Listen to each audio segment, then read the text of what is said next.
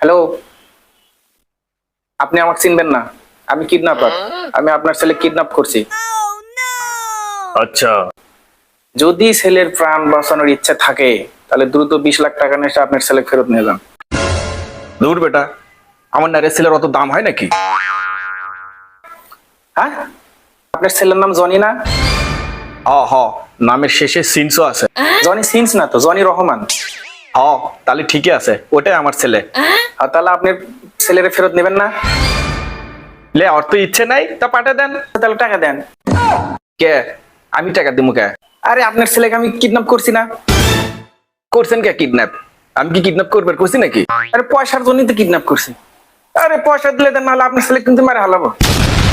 আচ্ছা ঠিক আছে, রাগ করেন না। কত টাকা লাগবে কোন? 20 লাখ।